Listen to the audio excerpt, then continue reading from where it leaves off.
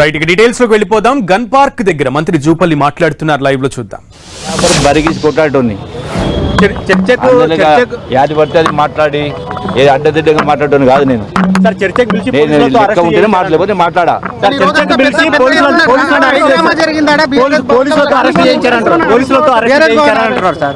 నాకెక్కారు మన చేతునికి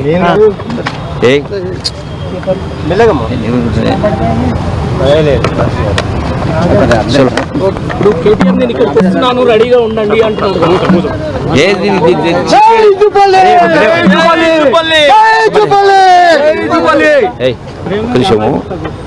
ఇప్పుడు ఏదైతే కాళేశ్వరం ప్రాజెక్టు కానీ మిషన్ పెరిగితే కానీ ఏదైతే లోన్ తీసుకోరో ఇవి ప్రజల దగ్గరికి కట్టిస్తారా అనే మాట ఉదాహరణ సమాధానం చెప్పు. ఎందుకు ఇంత డొంగ సమాధానం?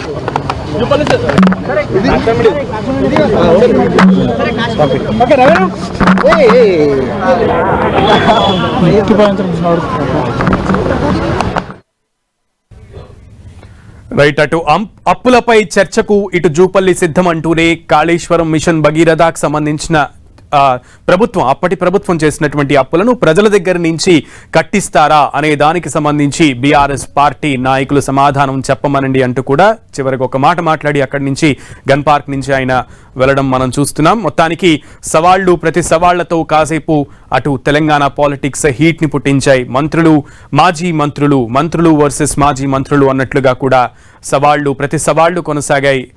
మాజీ మంత్రులు కూడా చర్చకు సిద్ధమంటూ అటు బీఆర్ఎస్ పార్టీ కార్యాలయం తెలంగాణ భవన్ దగ్గర కూడా ఉద్రిక్త పరిస్థితులు నెలకొన్నాయి. స్టిల్ ఇప్పటికీ కూడా కేటీఆర్ అక్కడ వేచి చూస్తున్నాను అంటూ కూడా అక్కడే ఉన్నటువంటి పరిస్థితి మంత్రి జూపల్లి కోసం. మరోప్రక్క ఇటు మంత్రి జూపల్లి గన్ పార్క్ కి వస్తాను అని చెప్పిన నేపథ్యంలో గన్ పార్క్ దగ్గరికి హరీష్ రావు తెలంగాణ భవన్ నుంచి బయలుదేరిన క్రమంలో ఆయనని అక్కడ పోలీసులు అడ్డుకుని అక్కడి నుంచి కూడా హరీష్ రావుని తరలించడం కూడా మనం చూసాం. ఈ నేపథ్యంలో హరీష్ రావు 10 టీవీతో స్పందించడం కూడా మనం విన్నాం.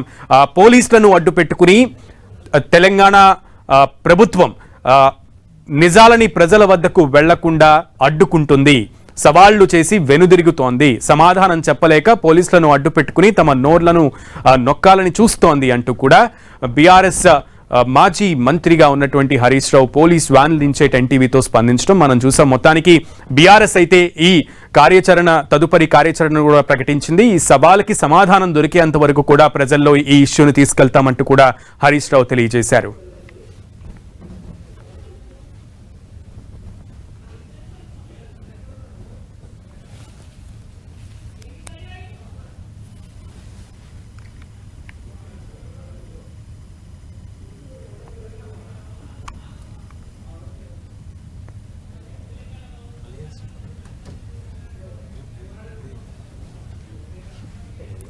రైట్.